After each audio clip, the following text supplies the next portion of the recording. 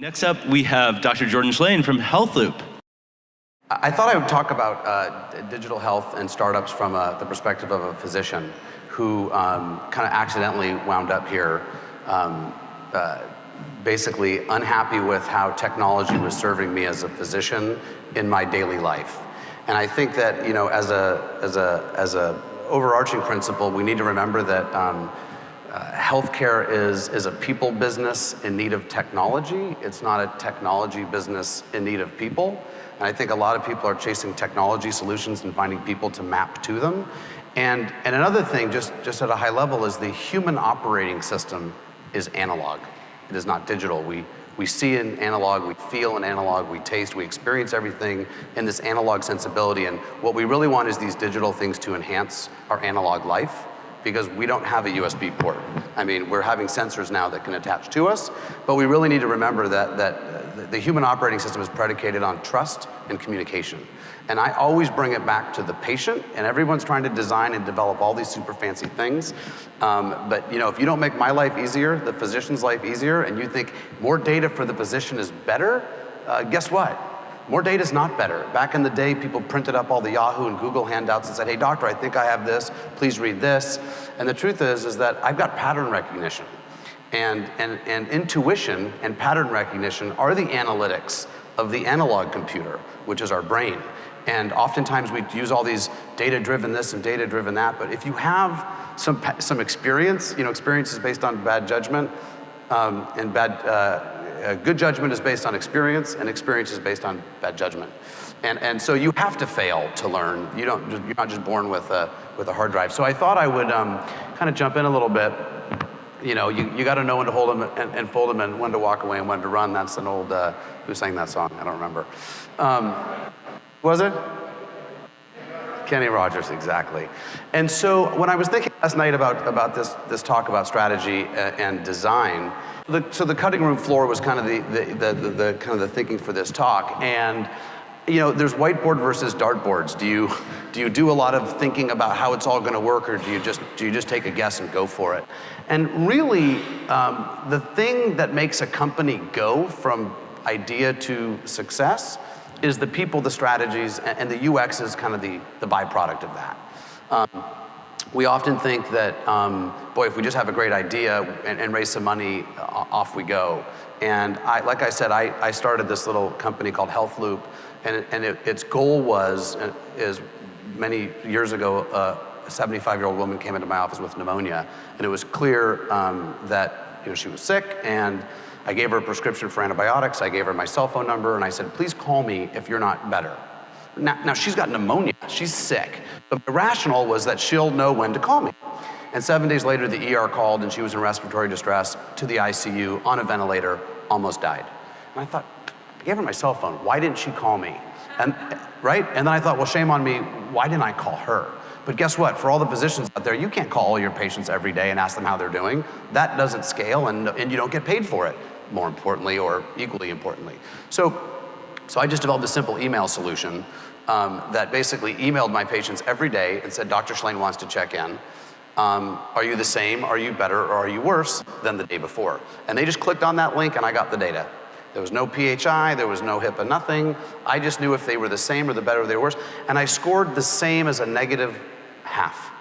Because if you say same, and you have pneumonia, that's not good. That's a negative trend because you expect a better in there.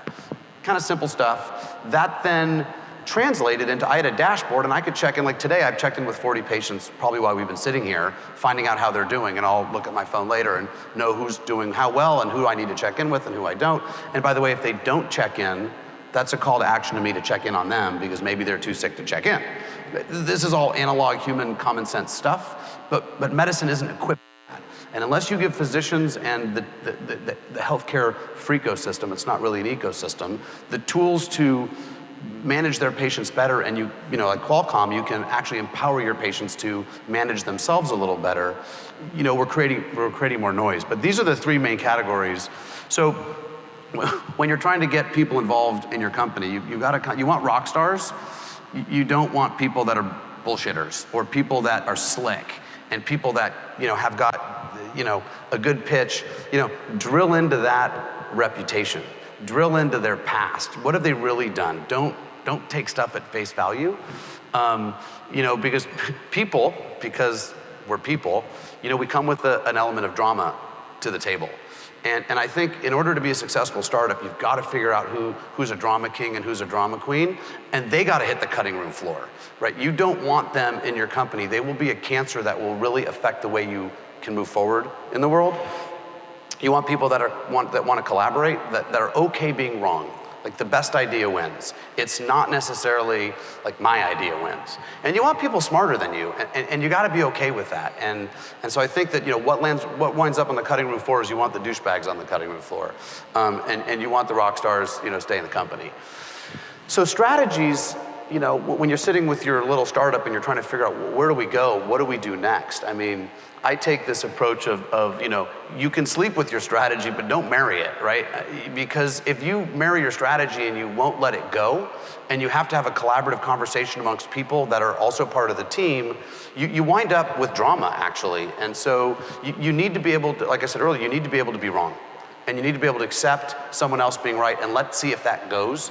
I'm always a big fan of fail forward fast. Like I said earlier, at Health Loop recently, I had this design idea for a feature, and the new product manager said, well, let's hire some data scientists and let's let the data help us determine whether that's the right thing and the right feature. And I said, look, I'm telling you, as a doctor that practices medicine, I would love to have that feature right there embedded in this. And by the way, I use Health Loop on my patients. And they said, well, yeah, but you're just one guy, and we could survey through Google, whatever, and hire a firm and get 80 people like you and maybe get the answer. And I said, well, how long is that going to take, and how much money is that going to take? They said, well, it's only going to take $20,000 in 6 months, or whatever it was. And I said, you know what? I think I'm going to be about 80% right, and I think that thing's going to be about 80% right, but we lost 6 months. So let's just, I'm happy, prove me wrong, and if I'm wrong, then we should all learn from that, and I will, be quiet the next time, or at least I'll be a little bit more humble. But I think we need to go with my pattern recognition and me being a user of healthcare. And so I think you've always got to be learning, and the most important thing with strategies is don't think you know it. Go out and talk to people. Get out in the field. I told my product manager, don't listen to me. Go talk to 20 other doctors out there. What do they want? I told my product designers, I told my engineers. And it's so funny, once these people behind the computers and in the startup, and it's all foosball and Donkey Kong and whatever it is, and beers and hikes, and I said, you go talk to the doctors out there. And as soon as they hear one doctor say one thing, it will reverse their entire, they've married their strategy. And it's because they heard it from not somebody like me, not a founder or not somebody within the company. So I think getting every single person in your company out in the field is critical, so that you then understand how you can bring that in and how everybody can learn that it's not just one guy or a couple people's vision. So in the UI UX thing, landmines and Easter eggs is, I always say that, what's a shiny, we always go to the shiny object, right? What's out there? Ooh, that looks really cool. Let me go build that. And then it just blows up in your face because you missed the memo on that was a landmine, or you just didn't know that was a landmine. And then you see some things that look like landmines, but you realize that if you walk up close to them, they're just a wealth of really good stuff.